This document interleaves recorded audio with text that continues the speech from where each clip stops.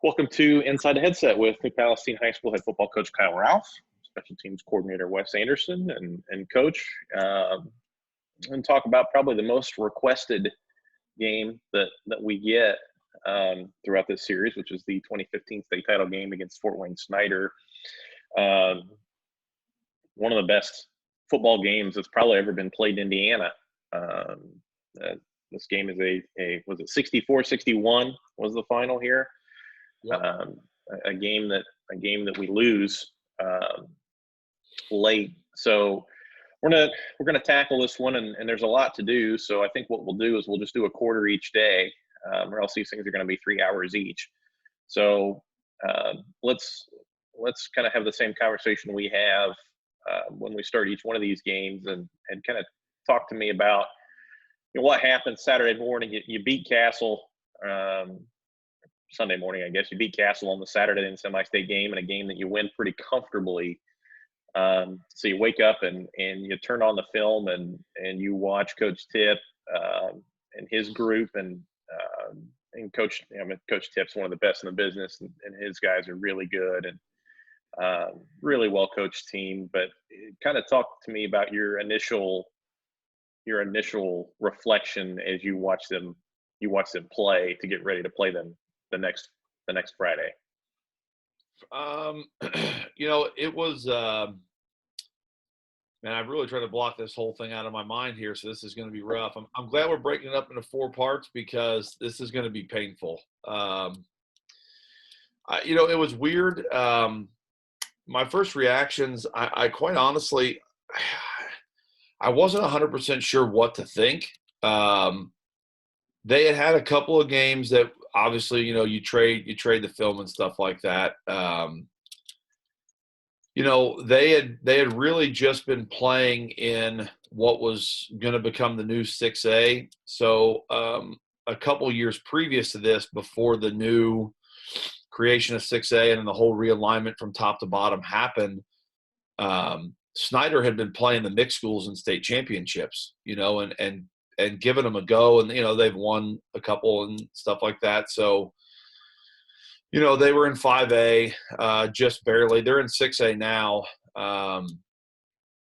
but and they had really just run roughshod through about everybody. I mean, not even remotely close. The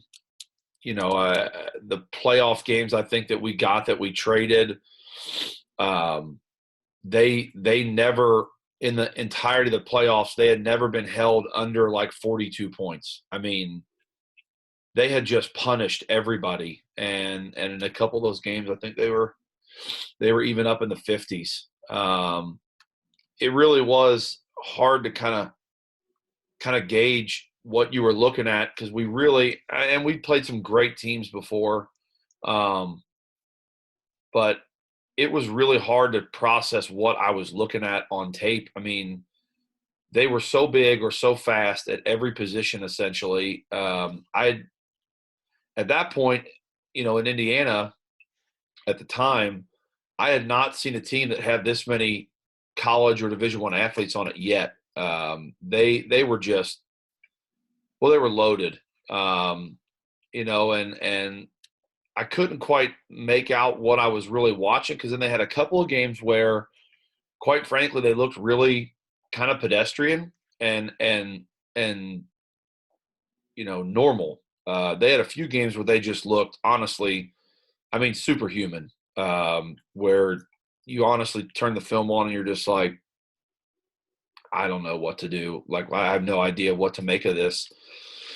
So the more I watched it, it actually came down to this breakdown. They had the 2 games they had played the worst in. Both were on grass and essentially kind of in the mud. They actually lost during this season of Fort Wayne Dwenger, and it was essentially in a mud bowl, where they couldn't use their speed to their advantage at all, and Dwenger ended up kind of grinding it out on them and beating them.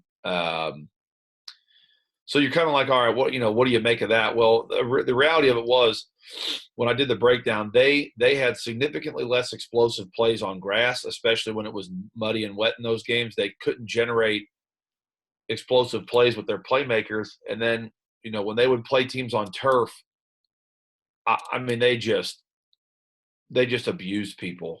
And the breakdown really, I broke it down to even that. It took me a while to figure out what was going on, but I then kind of realized, and then I ended up going back and reading a bunch of newspaper articles and things, and people complained about their home stadium's grass and how a lot of teams in Fort Wayne play on it. It's always beat up. And I'm like, this is starting to make a little bit of sense now.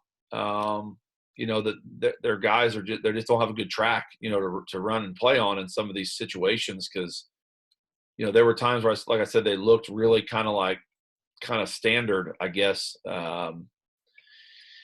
But man, when they were on turf, it was a different animal. But they were obviously were super talented. We knew about their star players and all that stuff like that. I think they had 6 or 7 Division I kids on this team.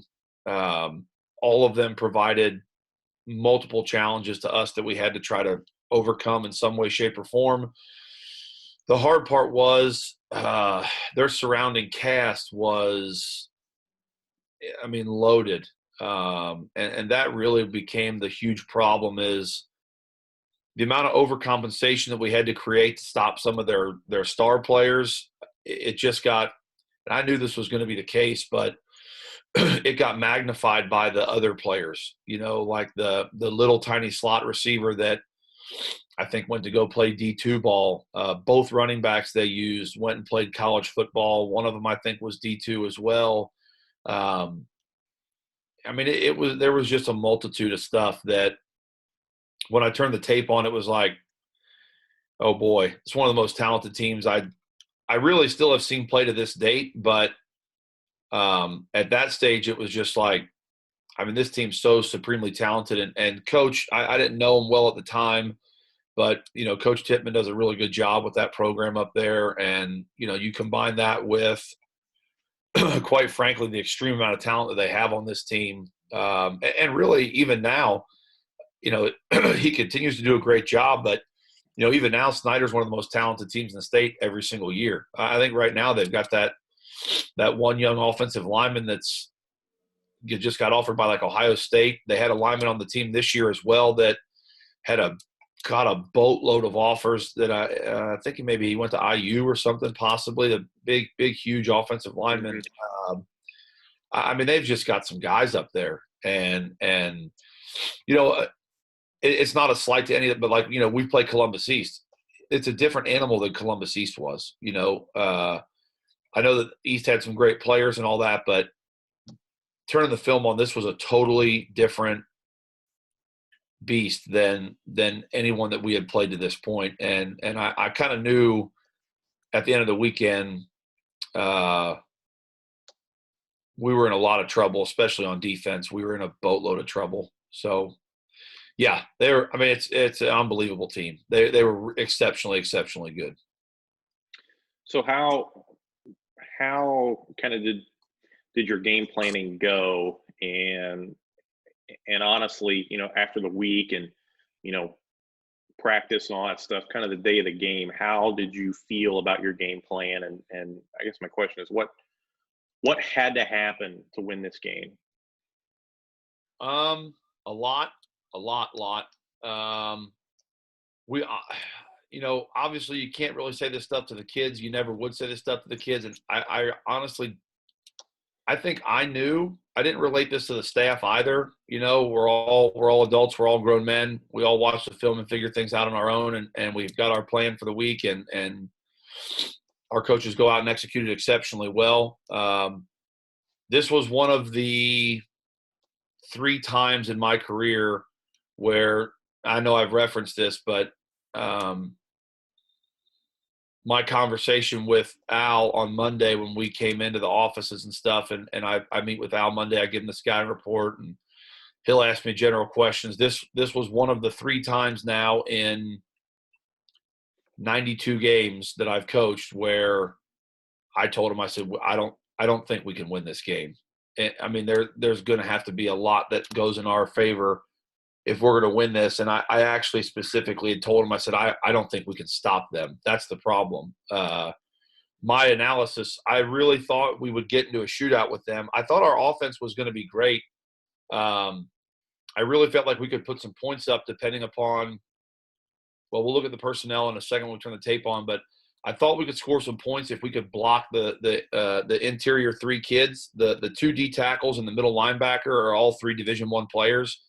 If we could do anything against them, I felt like we could score some points. I really felt like in the passing game we had a big advantage, but again, those guys up front had given so much pressure throughout the year. You know, it's like, well, you can't just throw it.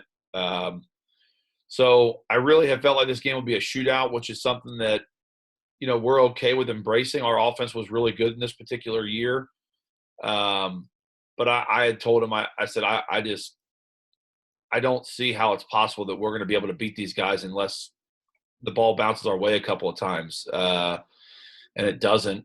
But we had a great week of practice. You know, the kids, this was such a great team and such a great group. That 15 bunch, I mean, every team has its deficiencies. You know, we had a couple things that we were kind of hiding and getting away with throughout the year. You know, every team's got that. But this was such a great group of kids that had played a lot of football for us.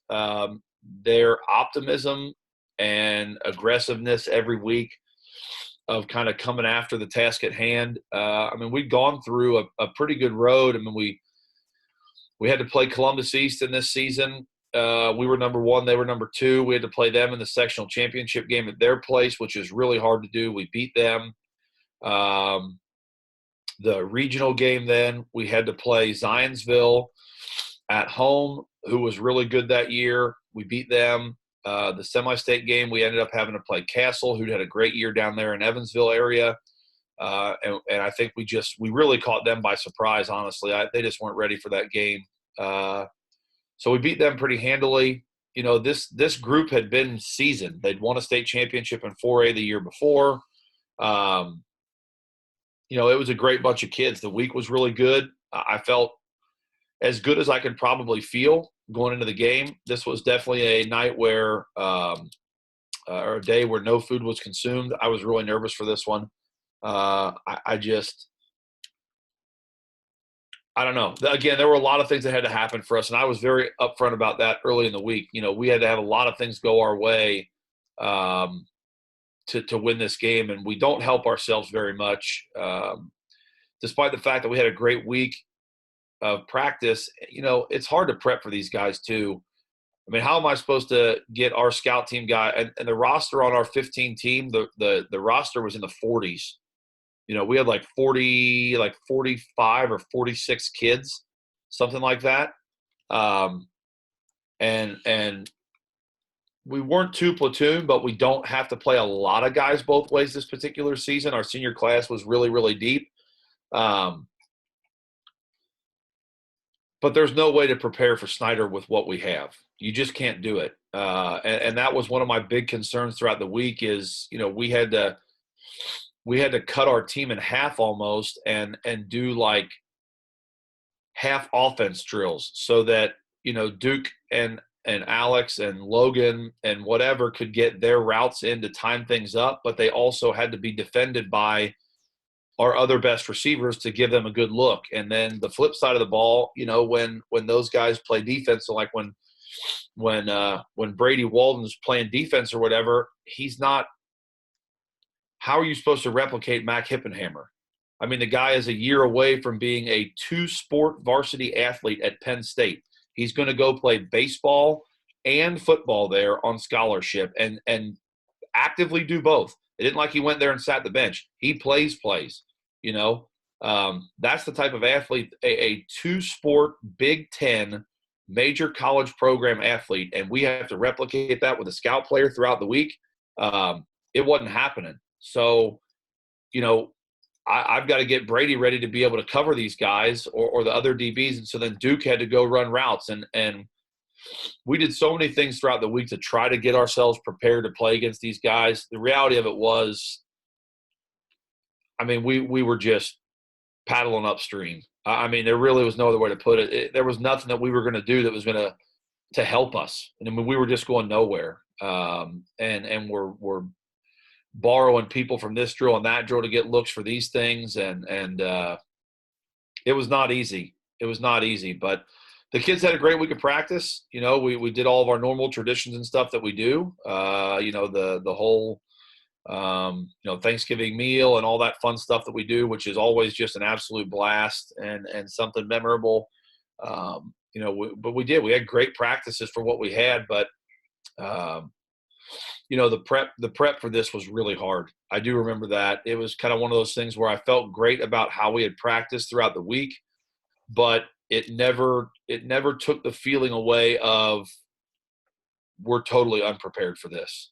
And I mean, you're going to see, like, early on in this game, it's not why they score so fast, but you can see early on in the game, like, we take a lot of bad angles. I mean, the adjustment to these kids on turf and the speed they had, boy, our guys, we struggle. I mean, we struggle mightily to really kind of get that thing normalized where, oh boy, you know, I've got to adjust a lot of what I'm doing. So yeah, it was not easy, but again, the kids did a tremendous job. I mean, I was really proud of our week of practice. All right, well, here we go. Oh boy. To this day, so I told you this beforehand. To this day, you people that are the fans and stuff of this that have watched this series, if you look at the first offensive play at the top, I know a couple of them have had the words up there that we've shown from time to time. I still have not watched this game in its entirety. I can't do it. So this will be, everyone's going to be along for the ride here. This will be the first time I've actually sat down and watched this. I've pulled clips of it for clinic things because we do a couple things in here really, really well. But I mean, it really is. It's a painful game to watch for lots of different reasons. Not just because we lost. I mean, that's not it. Losing is part of the game. Here's the other thing, and I'll ask you this real quick. I'll ask you a question if you go back real quick. Here was one of the things that I remember clearly about this game that I remember when we turned the tape on the first time and I watched them play. I thought, oh, because I didn't know much about these guys. You know, we you got to remember this is our first year ever in 5A. You know, we're a new pal at this point. Was only a couple of years from being a 3A school, and we were 4A when I got the job. We've been 4A for a couple of years, but you know, getting into 5A was not a quote unquote goal of mine or a program goal of ours. It was just a byproduct of the hard work our kids had put in and that our staff had put in. And I really didn't know a lot about, you know, Snider. When I got the job here, man, those first few months leading up to what my interview was going to be, I had put such an extensive amount of work into 4A, you know, 4A football and who the studs were and all. I mean, I had all kinds of stuff broken down and wins and et cetera. I mean, 5A wasn't even on my radar. So I remember when I turned the film on for these guys, I see this and I'm like, oh no, they're one of these onside teams. Like they're one of these, you know, are they going to be one of these onside every time? That's where because they scored. I mean, I think we broke it down in this is game 14, I think, because we got the bye. In 2/3 of their games on the season, they had scored at least 6 touchdowns in the game. They had scored at least 42 points. I mean, it was like 2/3 of their games. They had scored at least that many. And they're playing, you know, they're playing those Fort Wayne teams that are all 5As. You've got a couple 6As up in there as well. I mean, they're putting up some points now. And I turn it on, I'm like, oh God, like this is how they're going to generate points. This is going to be a nightmare. And I watch it, and this kid, I mean, you want to talk about like the freakish type athletes they have. This kid 3-step kicked about 80% of his balls into the end zone. So you couldn't prepare for, like, a deep kick or is it going to be a squib? And he was a little bit of a toe masher. So the ball would go everywhere. It would go deep left, middle, deep right, out of bounds. Sometimes he'd miss it a little bit.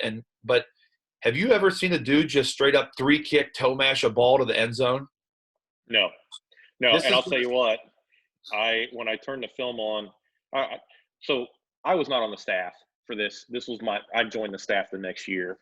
And I'll tell you the truth, I was kind of casually following this game. I was at a wedding this night. Let's not talk about who gets married on a Black Friday. That's not here nor there, but it was a mutual friend of my wife and I. And so I'm kind of sneaking peeks at my phone during the wedding reception and stuff like that. So I had not actually watched a lot of this game either. And as soon as I turned the film on over this past weekend to get ready for this, that was the first thing I thought was, I'm like, oh, okay, it's going to be like this. Yeah, we had to stand here for an onside kick every time. And again, he had a couple where he'd miss it a little bit and just fire like a squib missile, like right through everybody or something. And then, but most of his kickoffs. So the other part of the difficulty of now, it's like you've got to drive the ball 80 yards against them the majority of the time, because he would 3-step, get it in the end zone. Not like a big, long, let's run on up there like standing still, almost like you're playing kickball, and just walk up to the ball and just hammer it. I mean, it was remarkable. I'd never seen somebody do that in high school before. Just leisurely 3-step and just cannon blast it. Did you guys run a middle return this year? How did you run your kick return? We did a couple different ones. This one is going to be, it's supposed to, again, it was so hard because this kid sprayed the ball, so we had to have something ready for where the ball ended up. In hindsight, we would have been a lot better off just middle returning all the time with the personnel that we had, but that's not what our special teams coordinator did in this particular year. This was Coach Hall. So yeah, we're just trying to get the ball out of our own territory, honestly. I mean, go ahead.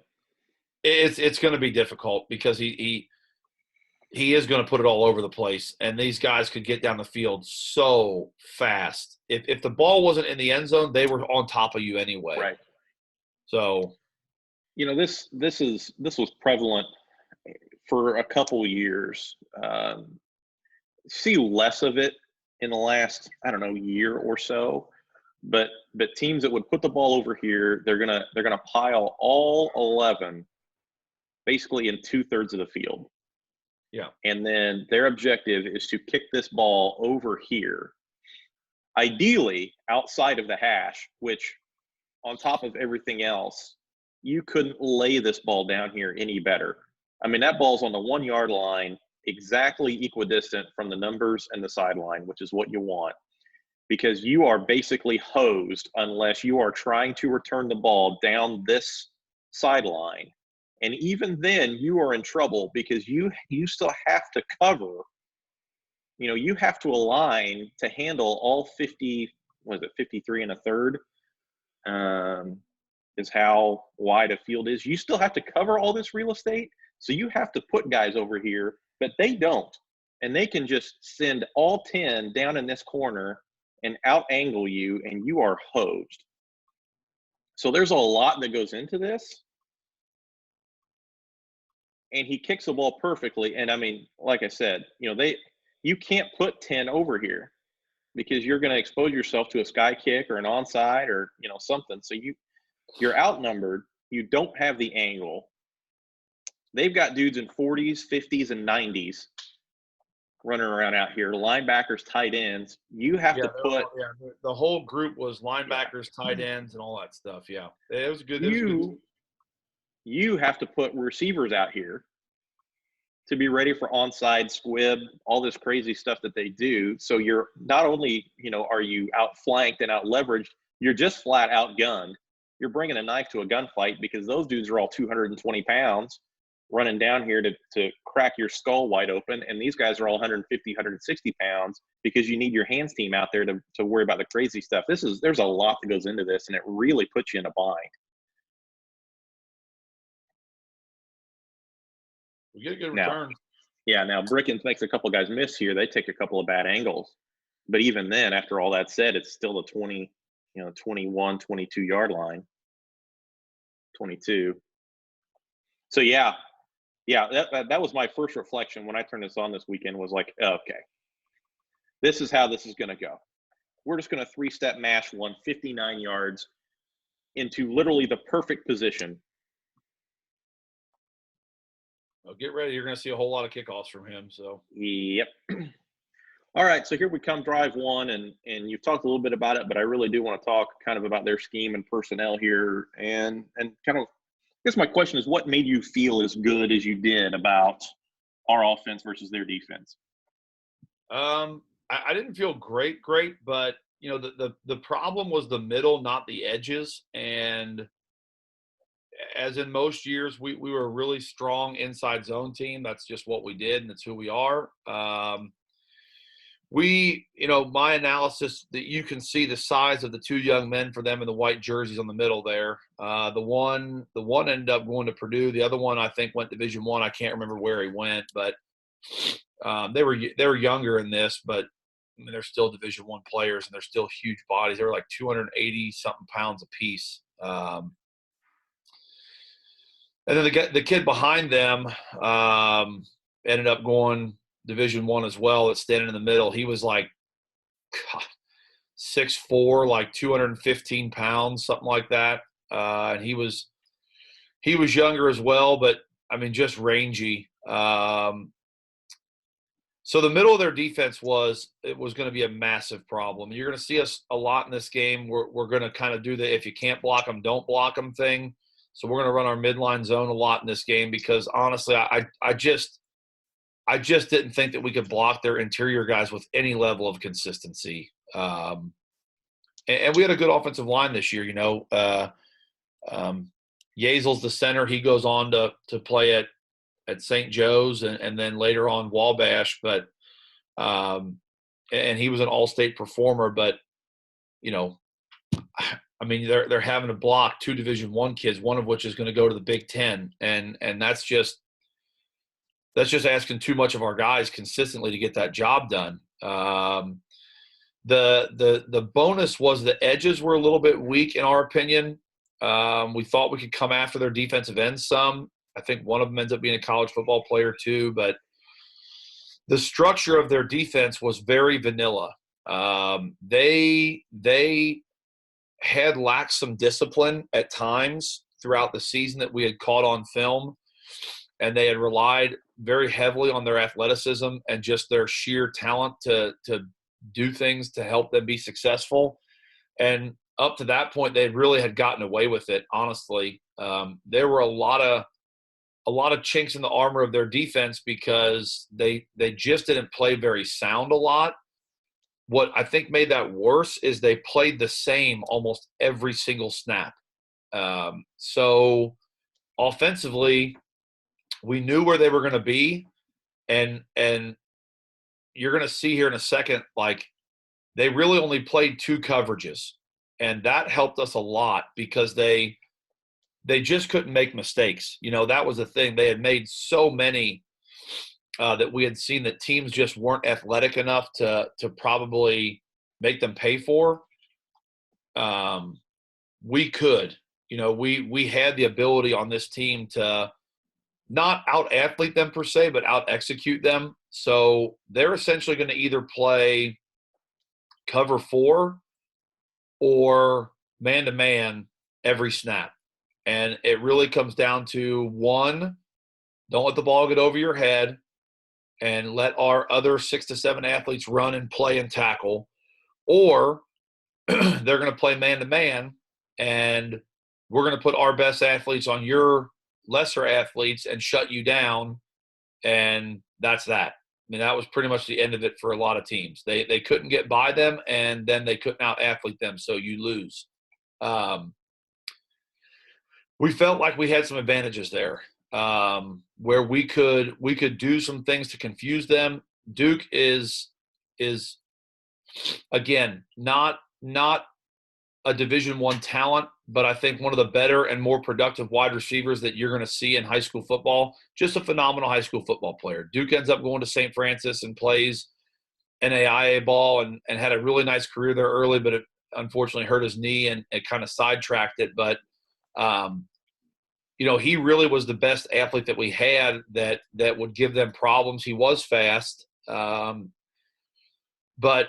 he was such a great route runner and executed exceptionally well. And we felt like that was our advantage here, as we could confuse them with breaking routes in the passing game and make them essentially, make errors and lean on that lack of discipline a little bit. But the number one concern was up front, and we are going to really struggle to handle these guys for really the entire game, honestly. They had a big mismatch on us in the middle, and that's always a problem. A lot of people have asked me at the clinics I speak at and stuff, hey, coach, man, your offense scores a bunch of points, blah, blah. What gives you trouble? Is it even front, odd front, whatever? No, it's none of those things. It doesn't matter what the front is. What gives us the most trouble, and it's a really simple answer, and I think really what the game of football comes down to all the time, is when you're better than us up front and you can control my interior players, you're going to have a really good chance to beat us. And a lot of that's our weight room and stuff like that we can get advantages there. But, this was a game where not only were we out-athleted, but the even larger problem was the guys inside, they had a huge advantage. And that was a big, big concern for me in this game is how we were going to swing that in our favor. And the only really way was conditioning, because their guys were not in great shape. They really got tired fast, and we had to establish some drives to get them tired, and we can't do that early. And we're going to see they pour it on us here. But we also don't play well on offense to start this game at all, which was uncharacteristic. So this will be our midline play to start here. And you talked about, can't block them, read them. We've talked a little bit about our midline in some of the previous episodes, but the long and short of it is, traditional zone read, you read him, and you block everybody down. Instead, now our backside tackle is going to kind of post this out, and we're going to read him instead.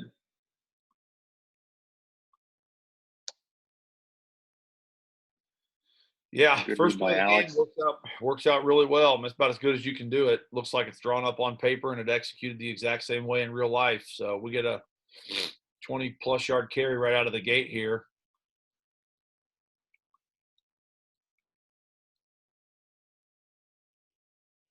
Quarterback, Alex running the ball was a big part of this plan. Again, they really had not played a team like us either that ran their quarterback in the fashion that we did. He's at this point in the season, Alex is our leading rusher. He's got like 1,800 something yards at quarterback. And by the end of this game, he's actually as a quarterback is going to break the 2,000 yard rushing mark in a season at quarterback. We ran him a lot. We don't block on that play. We absolutely don't even get to the front side backer, which kills that play. But it's again, we've talked about this a ton on this thing. It's going to be a good play. We just got to execute it better, but we just flat out don't block right there. And now you can see the guys in the middle are a huge problem as well. Yeah. So here's our power read. Here. Read this guy.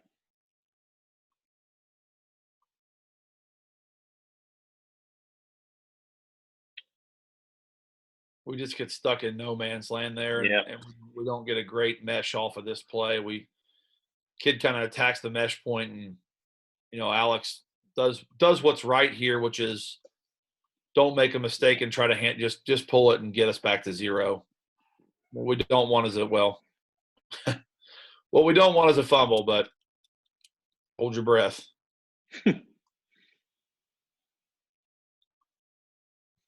This was the good part about this game that I felt really positive about is we had so many plays this week that were simple for us that we had executed over the course of the year that really took advantage of what they tried to do defensively. And in almost every scenario, we had an answer for a problem. Like 3rd and long, there was no panic here. We knew what they were going to play, and we knew exactly what route to call. We had a couple of them that we could execute. This is essentially just our out play. It's 2 runoffs and an out route against this really, really loose kind of man-to-man coverage here. And it didn't really matter if they played cover 4 either. Like, this route was good against both. And we had a lot of this stuff in where, man, guys, if we get behind the chains or we're not doing well, like, we still have lots of answers for these things that are going to be really good for us. And that was another, well, the first example of it was, in all seriousness, it was a really good plan. I mean, we really did have a great plan this week. And like I said, the kids had practiced exceptionally well. In the long run, we just don't end up on the winning side of things. But, yeah. So here we go. So this will be the first turnover of the quarter, which implies that there are more than one. Yeah. So this is hard, obviously, because you fumble the ball after what is a really good opener here. And I know I've talked about this a lot in the momentum of games, and there's always these pivotal points. It is absolutely absurd to say that this moment lost us the football game, because it didn't. Believe me, there are going to be a lot of things that lose us this game. But I always did wonder, had we scored this opening drive, because we were marching, had we scored on this drive, what would that have done? I'm a big believer in kind of the mental side of the game and the psyche. Our offense had been so incredibly efficient this year. I really wonder if just another one of our patented opening drive marches down the field, which we're looking like we might be able to do, if this had ended up in points, would this game have been different?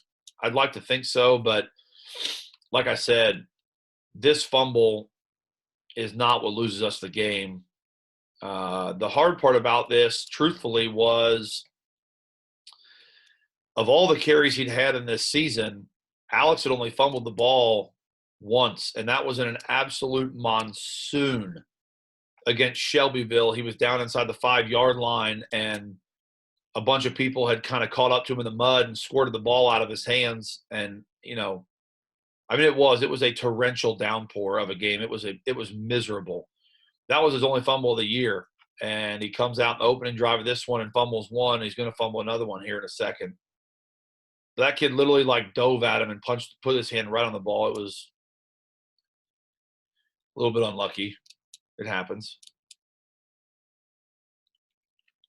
So we come out on defense. Yeah, and their offense is, we talked about this a little bit, but their personnel is a real problem. Just because of some of the dudes that they have out there.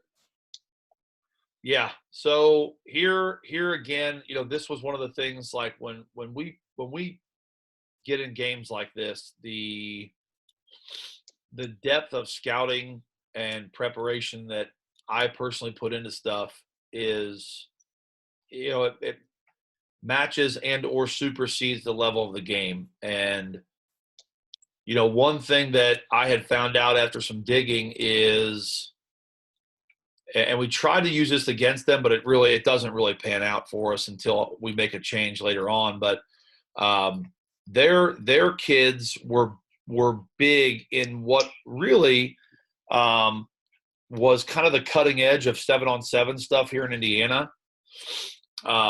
Their players, a couple of them essentially play together really year round is what it comes down to. They do all that 7-on-7 stuff with those 7-on-7 kind of independent teams, and they'll go play 7-on-7 tournaments against other teams in other states and other cities and all kinds of stuff like that. So everything that they did on offense essentially was a timing thing. It was all timing routes. And you're going to see this if you really have a keen eye. You're going to see that their quarterback, who, as a side note, also was a Division I quarterback, so that doesn't help us. That doesn't help us at all. You're going to see he triggers to throw the ball before receivers are even where you would think that they should be to catch a ball. And again, watching their film, everything was so timing and systematic. They knew where they were going to be at a certain time because they do that 7-on-7 stuff all year long.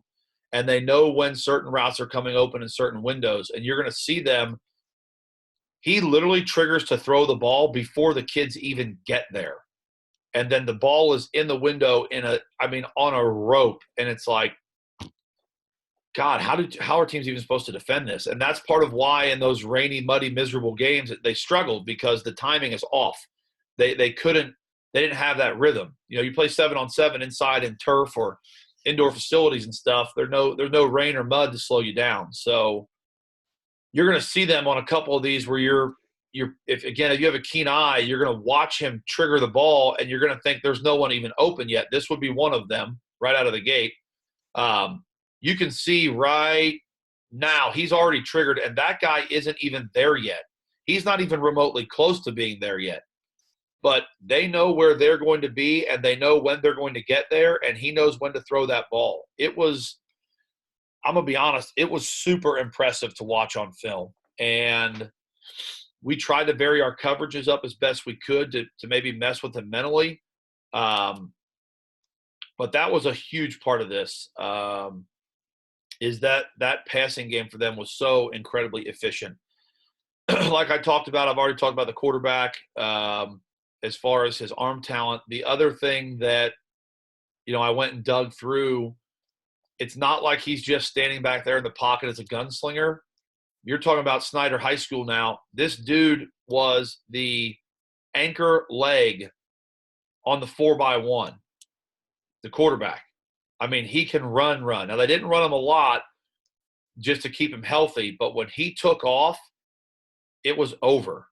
It was over. You weren't catching him and staying with him. There were plenty of times on zone read where he'd pull one because he normally doesn't, but he would pull one, and it was strike up the band. I mean, you're done. It is over with.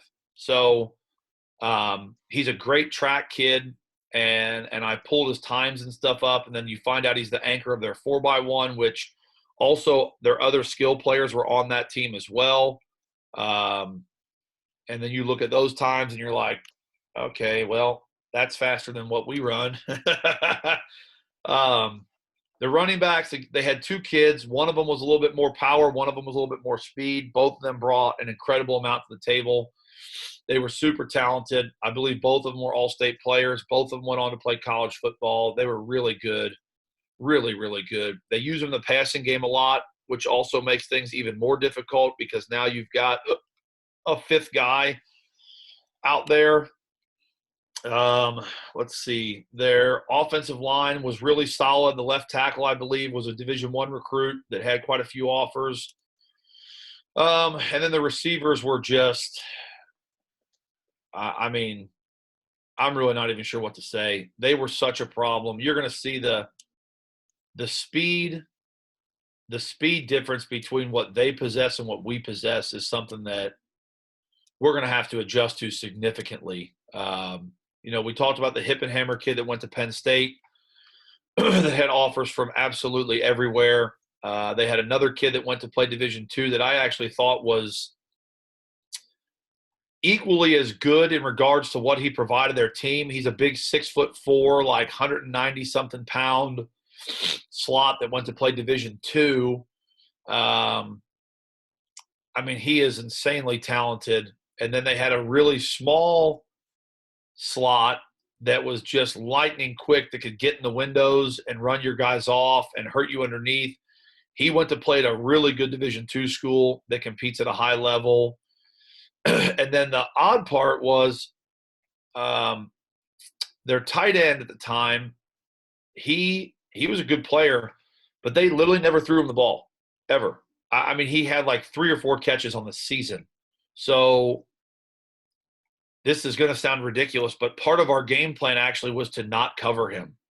We were essentially going to let their tight end run free the entire night and play the math game that they weren't going to throw it to him enough to make a difference anyway. And we actually let him go. Even sometimes in man-to-man, we'll just cut him loose and let him run. They just never gave him the ball. And I thought he was a solid player, but we used kind of that data we pulled to try to help us cover the other kids as best we could. And it's, you can even see on this play, like right here, there's only one guy covering the tight end because Logan, the corner, up top on the hash up there, way above, down the bottom of the screen, on the right above the 0 and 40. Normally, he would stay outside of the numbers to help with that tight end on the edge here. In this game, he's already rolled up inside the tight end. We're not even going to bother covering that guy. We're going to try to get as much help as we can to where the skill players are. So, yeah, it presented a world of problems. The way they ran with those two different backs and all the things they did with their formations. And like you can see, they're trying to get all three skill players to one side of the field at once with a nub tight end. Everything's a big problem. It's going to be tough. And you can also see, even though the film's probably a little bit choppy, their athleticism and acceleration at the skill positions was something that we just couldn't match it. This is the hip and hammer kid catches the now screen and just explodes outside.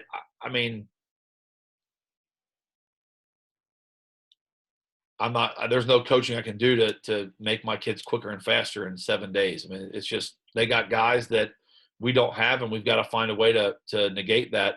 Like on this one, they just run right by us. This is something that we've done all year long. We get hands-on in collision, and he literally just runs right past us.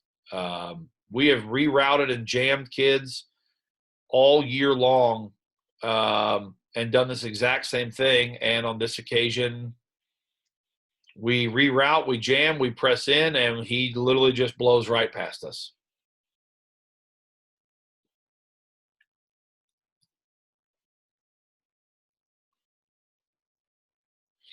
GT look here. This is a good play for them. Yeah, it's kind of tray look for them was really good. And we two gap ourselves on the backside, which really screws us here. We make a huge mistake on the back end. We put two in a gap. We lose a linebacker to a down block, and that's pretty much all she wrote at this point. You really can't. It can't get much worse defensively.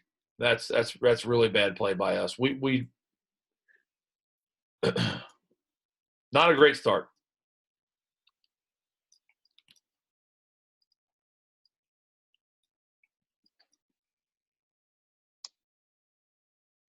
A different kid there than we saw in the kickoff. Yeah, different kicker. Totally different kicker.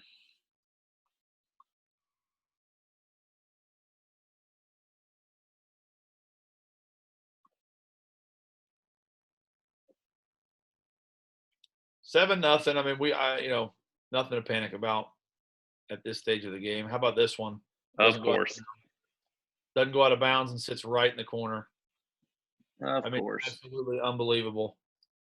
Can't get a 2-foot hop to our left. It literally going to lay down there. Yeah. Yeah. So, yeah, that one's a tough one. We get back out to the 20. Nick does a great job here. Nick was a great player, and that ends up hurting us later on. He actually gets hurt in this game, which doesn't help us at all. Obviously, you lose an all-state player that does everything for you. That's not going to be good. But I'll tell that story later on when it actually happens.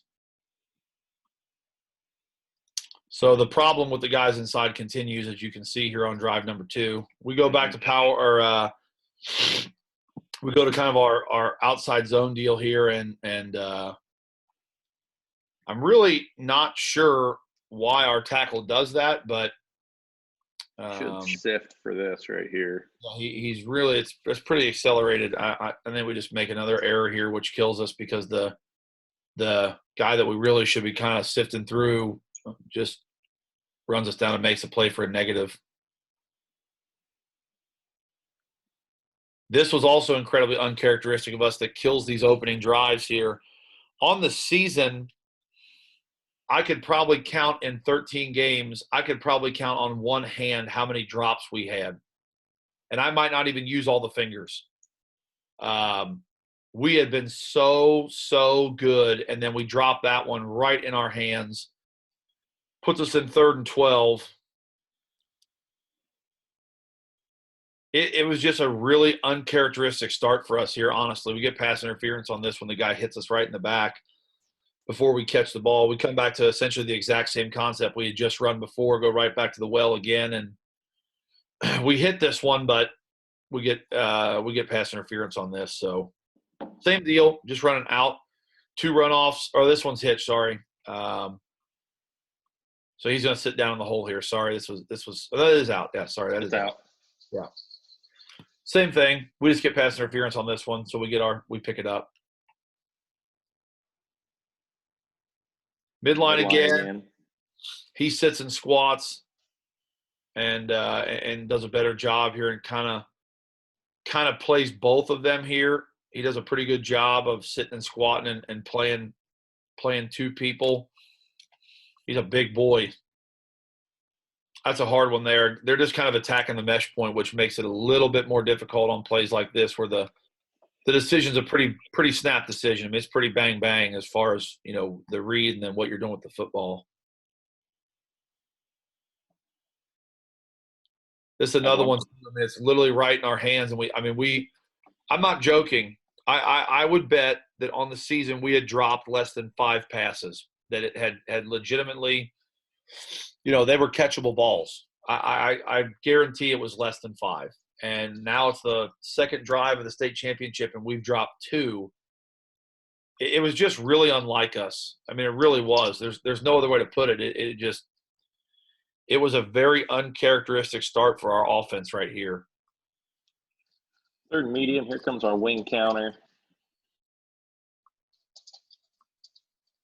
Trying to double the big boys and come after their edge players, which was where we thought we had the advantage at. That guy comes down and kind of short necks us a little bit, and we end up having to log it. And ends up not being a great play because we're too deep. And as you can see, they are hyper aggressive on special teams too.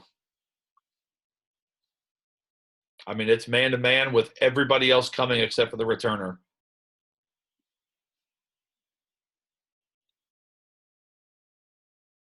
Well, that one is close. Yep. It's a great plan for them. They're going to make their athletes put pressure on you, and it was exactly what you should do. I mean, Coach does a great job up there. It was relentless pressure from some of the best athletes in the state of Indiana. That's essentially what you're looking at. First down, outside zone. Yeah. We've got him bottled up here. He just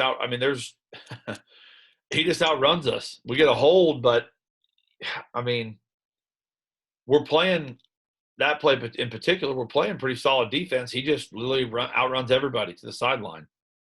It's a wall of red.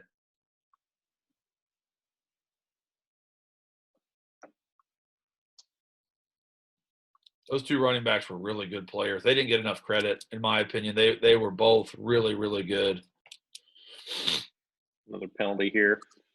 Yeah. Doesn't matter.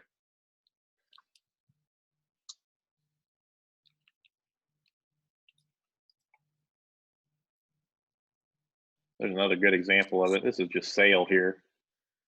It's like you can kind of see what I'm talking about, though. And this kid at the bottom of the screen, by the way, is the 6'4" kid. And Logan is 5'8". He's got to cover that guy. I mean,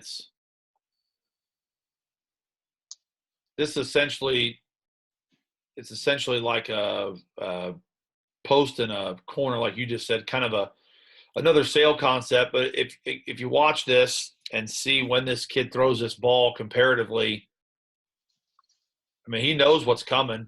That ball's already halfway there, and he's already triggered. And right now, you would say how?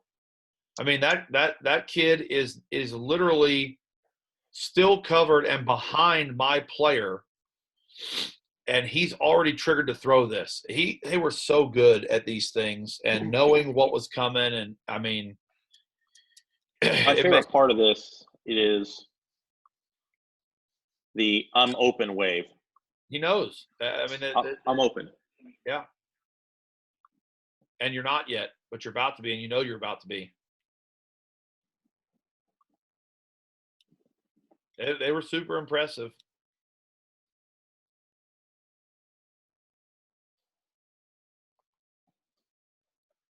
Another one on the bench route there. They don't catch that one, but that's the same thing. You're still talking about a throw from the middle of the field, deep in the pocket, off his back foot, and he throws an absolute laser beam to the sideline on a bench route. I mean, look at that ball. That's a missile. I mean, I know you can't really see it probably on the film, but that ball, he was tall too, so that ball's coming out high and hot. I mean, he was good. I also felt like he was counter. I felt like he was a bit over. Yeah, you can see him run now, which is super fun. I thought that quarterback was really overshadowed. I thought that kid was a really good player. He ended up going to Eastern Michigan. Well, I really thought he was talented, man. He was a really good player. Here's their empty stuff, which makes things even more difficult on us now because the guys are out in space. And like I said, there was a lot that was going to give us trouble in this game, a whole lot. And this was one of them.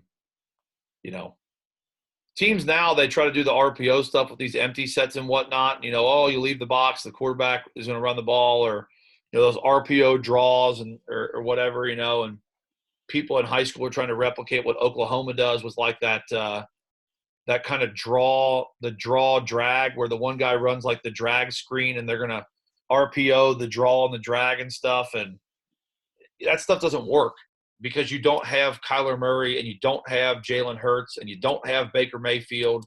It doesn't work. You don't have CD Lamb.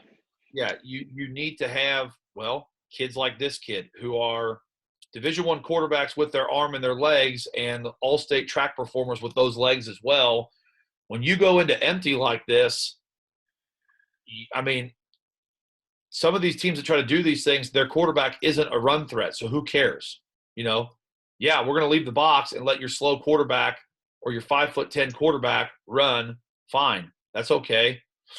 The problem here is if you don't go out with all the Division I receivers and the mismatch is there, they're going to burn you. If you do go out there with them, the all-state track 4x1 relay anchor leg and Division I quarterback is going to rip you to shreds on the interior. So, and I don't have anybody that can quarterback spy him and be of equal talent level or speed. So you're picking your poison here. Again, it just goes back to the thing of there were so many things they did that concerned me that and again, you can't tell the kids this. You put together the best plan that you can, but internally I knew we had so many deficiencies in this game to overcome.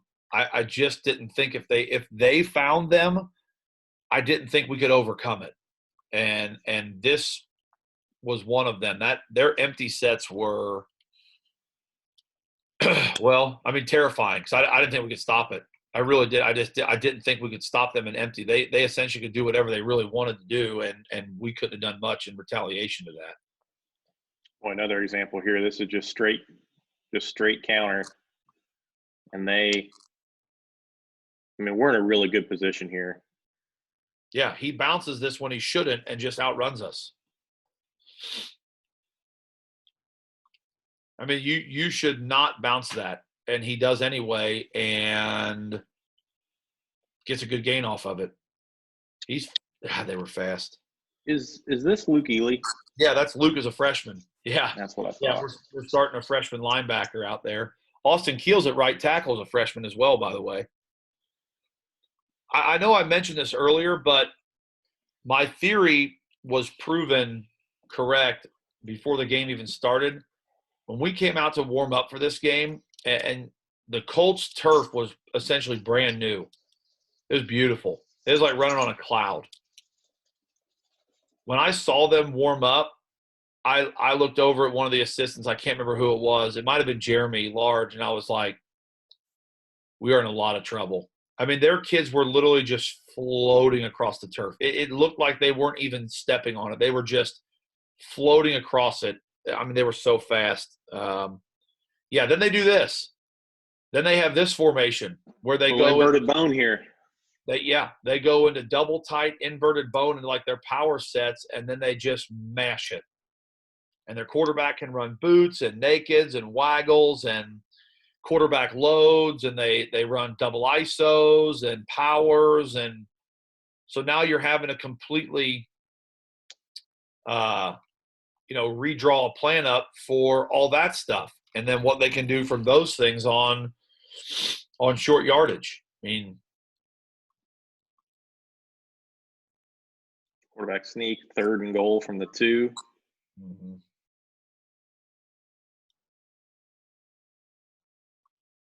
So 14-0. That's about to be 13-0. It's going to be 14. And we're not playing good football.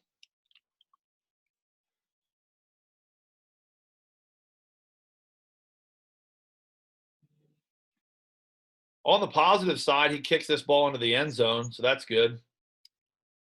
You know.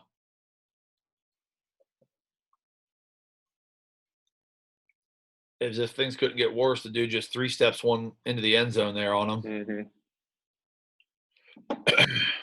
So this is going to sound absurd because we really haven't been on the field very much, but you can tell like their interior guys are getting tired already. Like they're actually already struggling to get in their stance a little bit.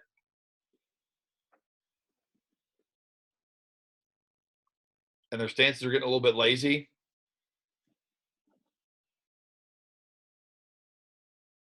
Obviously, we would like to start this game a whole lot better than what we did, but it's only the first quarter, and they're already starting to show some signs of fatigue. We drop another one.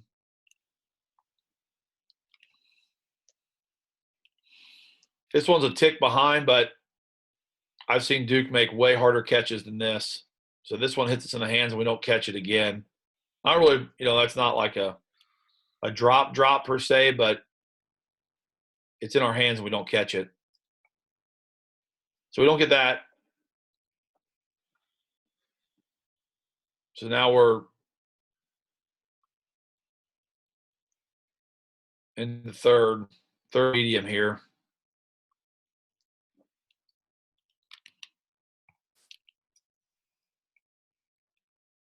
Quarterback zone. Yep.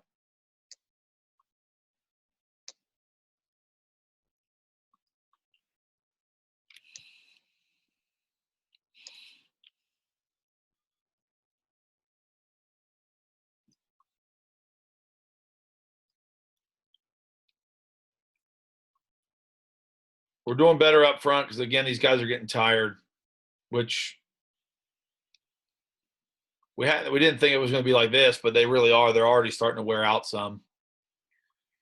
Are we just wrong here? What?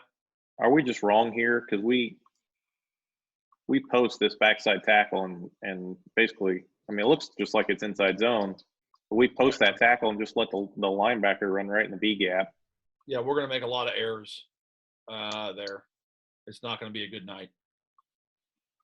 A lot of errors. That was one of them, one of the many. That should not have happened, correct. Howard Reed again. Fumble again. Yeah. Yep. So we've got 3 drops, multiple missed assignments up front, and 2 fumbles. We've watched Michigan City.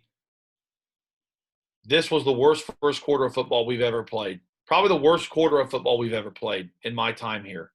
Now, here's the other part. So this is something that we talk to the kids about all the time. I mean, even when they're young, and you know, this was a veteran group of kids.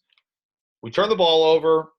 They had always had a tendency, and this is a lot of offensive coordinators as a side note, which I am not one of them. I don't like to do this, but some people do. And if you study their tendencies, you can figure out that on these momentum shifts, some coordinators will have a category on their call sheet that's, change of possession, take a shot type things. I don't like that at all. I'm not one of those people. But when you watch and you study the coordinators and stuff, some of them are.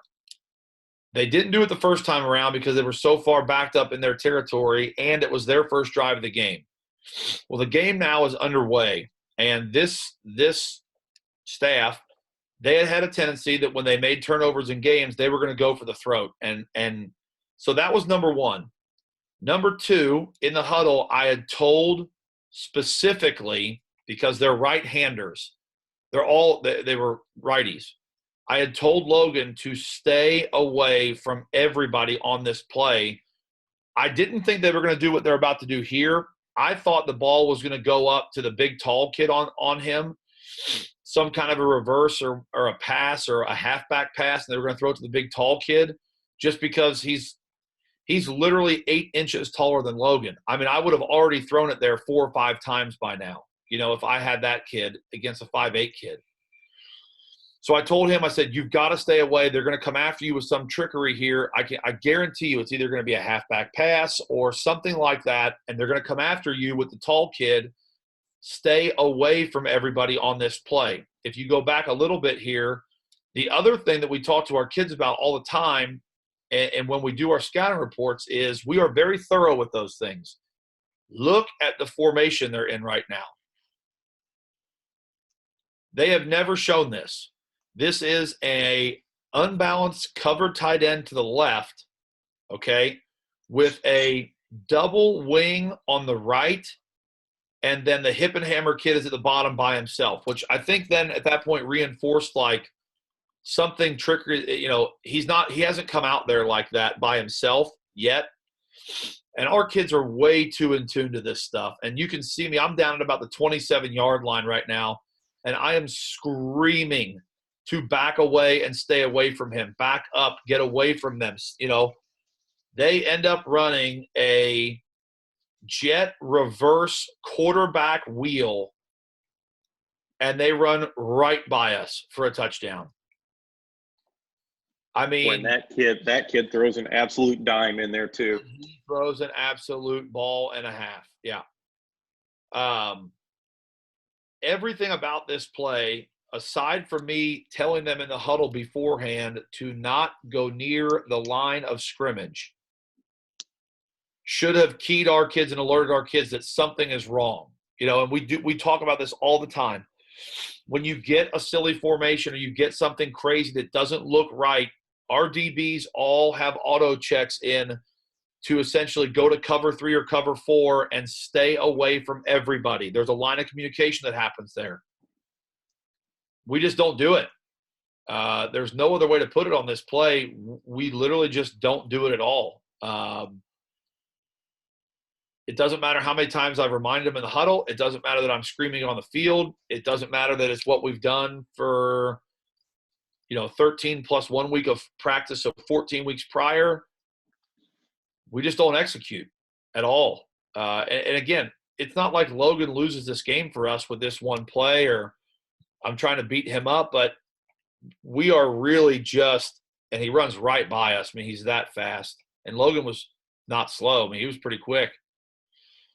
But we're just in a bad position.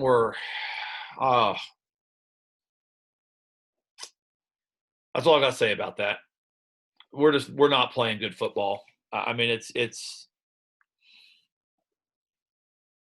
we just look really ill prepared or not prepared at all, and that's my fault. So, not a good first quarter.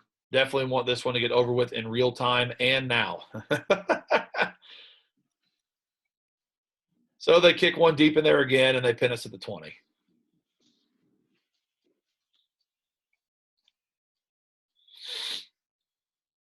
Nick has a really spring one here. Yeah, Nick has a really nice run here on this one.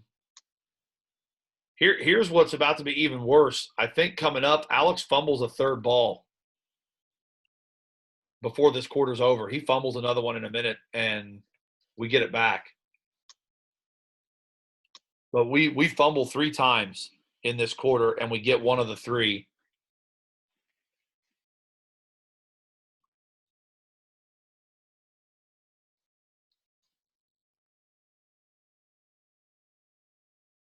It may have already happened. That gap exchange is really giving us fits here. Yeah. Yeah, when they wanted to go to their man-to-man stuff, it was going to be a problem. Yeah, we're going to struggle with that. The positive of some of this is we're starting to figure out what their plan is going to be, with the amount of plays that we've run. And we do figure out, too, their one linebacker is pretty much in charge of Alex at all times. Midline again. Yeah, another good run. I mean, really, 4 to 5 yards is pretty strong. That's what we're looking for. So there we go. Yeah, his fumble was earlier than that. So, yeah, we fumble it 3 times in the first quarter. We get 2 of them. So 21 zip. And I guess my question is, and we can talk about this a little bit tomorrow morning too before we start, but I guess my question is, do you feel like the game's out of reach? No and yes. Okay. Sure. I mean, at the time, it's so early in the game, even at the start of the second quarter, like I said, I was really prepared for a shootout as it was mentally. So 21 points, it's not insurmountable. The problem with it is, offensively, I feel like we can come back and get in the game if we stop turning the ball over and start actually executing properly. Blocking and catching, the routine things that we usually do so well, which is why we win. Again, I kind of said, like, on the flip side of things, people always ask, Coach, what makes your offense so good? Well, we block well and we catch the ball well. We don't turn it over. This was the quarter where we didn't do any of those things. And it puts us in a huge hole. So I feel like offensively, if we get ourselves on track, we're moving the ball. I mean, we have a lot of yards. We have nothing to show for it, but we have a lot of yards right now. But the no side of things is defensively. Quite frankly, we're kind of reeling a bit on the sidelines right now, and not a lot of solutions are being created for problems, and that was a problem. And really, to me, honestly, until I decide to do something drastic here and just make a decision, there's really nothing that we're going to be able to do to stop their offense. And I've kind of realized that at this point. So yes and no. I think we can score enough that we can get back into this game potentially. I don't think that we can stop them enough, though, to truthfully actually come back. Now, obviously, I'm wrong in that statement because we do, but I just didn't think that we were ever going to – they were so far in front of us on offense at this point. I just didn't think our defense was ever going to be able to catch back up again and get done what we needed to get done. And that pretty much holds true, to be honest. And I knew that was going to be a problem going into it. So, I've talked about this before. The biggest thing I think in this game for me was, at this point, it is really easy as a coach to be frustrated, to be mad, to kind of pout about it a little bit, whatever it might be, and kind of show your emotion. And I know I've talked about this a lot. This is now my 3rd year. This particular season is year 3. I really had continued to grow as a coach. And I do remember the one thing in my head that was constant was that I had to keep my cool and I had to maintain some level of positivity here, because as soon as I went negative, this game could have easily turned into a 56-7 game or worse. Alex, for the first time ever, to be honest, Alex, for the first time ever, was a little bit in the tank right here, and had a little bit of a tough time responding to a lot. And I kind of have a talk with him and snap him out of it a bit, give him a little bit of a big boy talk here, and get him moving in the right direction. And boy, he plays exceptional from here on out. My God, it may be the best. The next 3 quarters out of him may be the best football I've ever seen played at the high school level. I will put these 3 quarters. I know it's not a complete game. I would still put the game though, but I will put these 3 quarters up against any performance that anybody has ever seen in high school football, and I dare you to say that his is not better. It's got to be one of the best performances in high school football. And well, for those who want to know, I pretty much grabbed him. He was upset, and for the first time ever, I'd really seen him kind of start to kind of waver some. And he was hands down. I mean, it wasn't even remotely close. He was hands down the leader of our team in this season. And there's no way around that. And I he's getting upset. You start getting a little bit of the watery eyes, and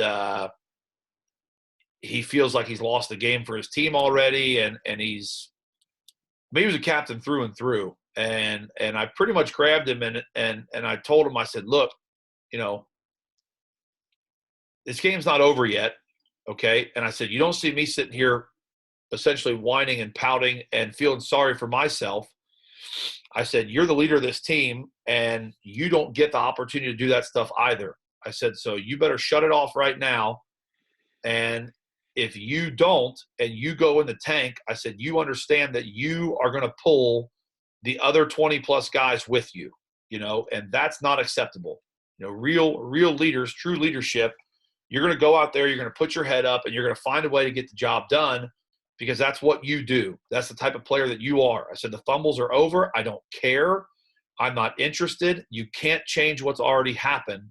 But if you keep going down this path mentally, it's only going to get worse. So we had a couple plays left. Then, before that drive that you just saw right there in the time for the kickoff, and I grabbed him, and I kind of gave him that talk. And, I told him, I said, I believe in you. You're the one that got us here. You're going to have to lead us out of here. And pretty much sent him onto the field. And it isn't like that speech was, hey, that's why he threw for 500 yards and ran for another 160 something and broke God knows how many state records this game. I mean, but again, in those moments, my calmness and understanding as a coordinator, as a head coach, look, it ain't about the plays on the paper. It ain't about the RPOs that you run. It ain't about the power read. It ain't about midline. It isn't about any of that stuff.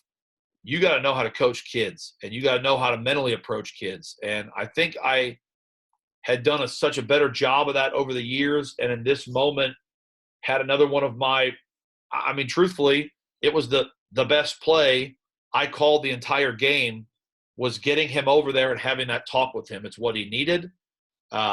He was a tough kid. Him and I had a great relationship. I knew that he felt like he'd let me down, and I needed to make sure he knew that wasn't true. So, we settle in, but there again, that's a lot of the inside the headset deal, because that's a lot that happens in a small period of time here. But that's coaching. It's not about, oh boy, I better call, our third level RPO, or boy, I better call our super secret running play that we've got to get points here. God, we're just playing bad football. We're just playing really poorly. And we've got to execute better. And I knew the key to the whole thing was him. And I'm going to pretty much work the whole offense through him here coming up, and then Nick as well, because Nick was an exceptional competitor. But like I said, Nick's probably – it's the first drive. Nick's probably 2 drives away from getting hurt, and then you lose Nick, and that makes our problems so much larger. And I'll talk about that tomorrow. But it was not a good first quarter, but not one that I felt like doomed us, which is crazy. But we like I said, we've got some problems, and we're not going to be able to fix them unless, you know, one of the Colts puts on one of our uniforms and comes down and plays for us in the rest of the game. We can't solve some of the deficiencies that we've got. So that's the way it is. Well, let's shut it down for the day, and we'll pick up here tomorrow for the start of the second quarter with us facing a 21-0 deficit. Appreciate it as always, Coach. It ain't going to get a whole lot closer. No. Oh, this is just 4 days of punishment here. Well, I think there's some really exciting stuff to come in the second half, which I'm looking forward to. We just kind of labor through some really bad football to get there. So we'll rip the Band-Aid off again tomorrow and get through this second quarter and get into the locker room where you guys have a really major deficit. But we'll talk about that tomorrow. So, Coach, appreciate it as always. Sounds good. I'm going to go look at pictures of puppies and get my mood back up again and stuff. Yeah. All right, Coach. We'll see you tomorrow. Have a good one.